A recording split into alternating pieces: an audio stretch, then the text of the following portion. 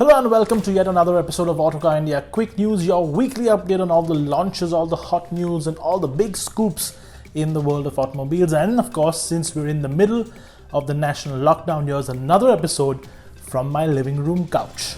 But before we go any further, do remember to hit the subscribe button and the bell icon to stay updated on all our latest videos.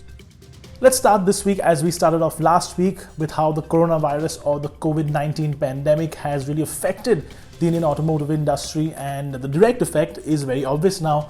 Sales figures for the month of March are probably the most dismal they've ever been. Just when the auto industry was seeing a slight upturn in terms of sales figures, March has been one of the worst months of sales ever. India's largest automaker, Maruti Suzuki, was down 47%, registering only 76,240 units sold, while Hyundai saw a 41% drop in sales with only 26,300 cars sold as compared to March last year. Toyota registered 7,023 units sold, a 45% drop in sales. Tata Motors with 5,676 units, a 68% drop in sales.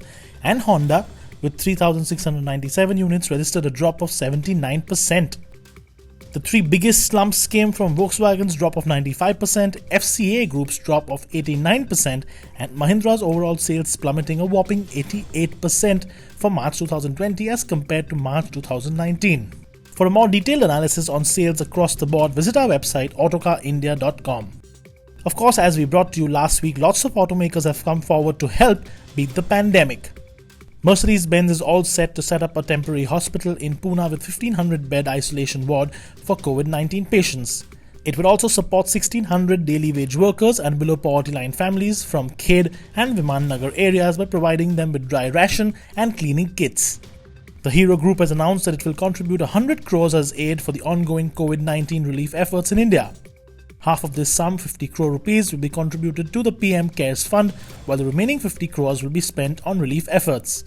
TVS Motor Company also announced a 30 crore economic aid package.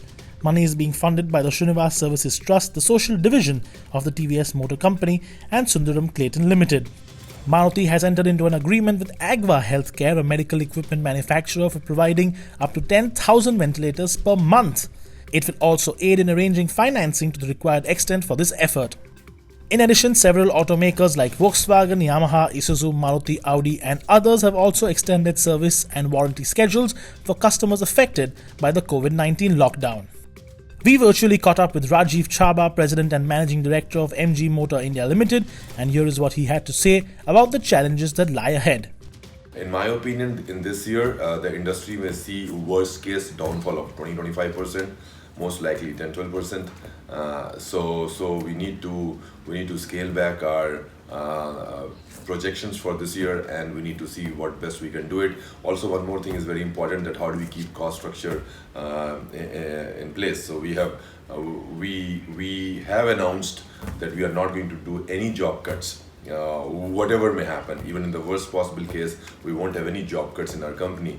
But then we need to be smart about the cost management, and that's what we are working on right now. I would say that we are waiting for the lockdown to be over. My take would be, hopefully we should start working from second or third week of April in a controlled way once again, because we can't let God go loose. So we need to take it easy. We need to have controls in place. So it will start slowly and ramp up over next 2 months' time or so. Balbir Singh Dhillon, head of Audi India, had this message. We're using this time to deal with open topics and plan for the future. In addition, in these times, it is necessary for us to provide the best possible support to our network partners and to our customers, which is paramount for us. It is also too early to see the full impact of Covid-19. While we had earlier anticipated that this year will be flat in terms of sales vis-a-vis last year. However, knowing the current circumstances, it is very, very clear that the first quarter is definitely having a degrowth over last year, and we will have to evaluate how the situation unfolds in the coming months. Martin Schwenk, MD and CEO of Mercedes-Benz India, had this to say on working from home and the challenges faced. We already had a flexible and also work from home policy, but it was obviously never tested so extensively as we use it now. I think there's a lot of learning for everyone, and I'm convinced that we will be even more open for work from home in the future. And I can clearly say that will also be true for myself. We have taken the proactive and precautionary measures of allowing our employees working from home since almost 3 weeks now. The teams are doing a lot of regular work. For example, the accounting team is busy closing the books right now, or the IT team is together with business functions testing and rolling out a major software project for us. And of course, a lot of planning for the future happens, preparing for the ramp up of the production and the sales after the lockdown is happening. Also, we encourage our employees to upskilling from home. We have deployed a learning catalog and provide online classes. In the United Kingdom, Land Rover provided British Red Cross, the Red Crescent and other health authorities over 100 new vehicles to use in this time of crises, including the new Defender and other SUVs like the Discovery. Luxury SUVs like the Velar and even the F-Pace have been put to good use to help people in remote parts of the country.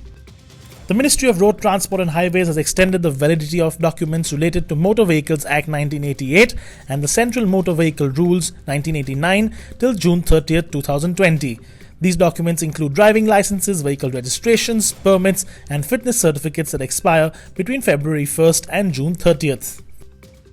In an attempt to arrest the spread of the coronavirus, the Karnataka police has taken the bold step and banned the use of two-wheelers, three-wheelers and four-wheelers in the state until April 14th.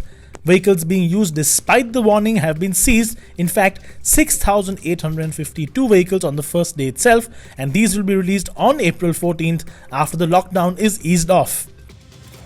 Let's resume regular service now, and even though there's a national lockdown in place, there's still a lot of stuff happening in the automotive industry as we speak. The big one this week, the big news has been the launch of the facelift Hyundai Verna.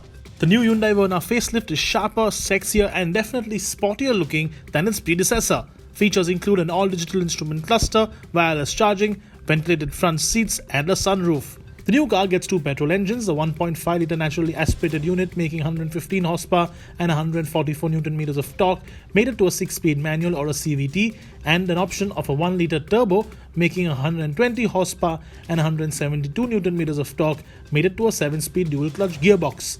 There's also a 1.5 diesel making 115 horsepower and 250 Nm of torque, mated to either a manual or a 6-speed automatic torque converter gearbox. Prices for the new Verna start at 9,31,000 rupees for the base model petrol, while the most expensive variant, the diesel automatic SX option, is priced at 15,10,000 rupees. When compared to its biggest rivals in the market, the Honda City and the Maruti Suzuki Ciaz, the Verna is considerably cheaper than the Honda, with the exception of a top-spec automatic diesel version, while it is more expensive than the Ciaz, which is currently available only with a petrol engine.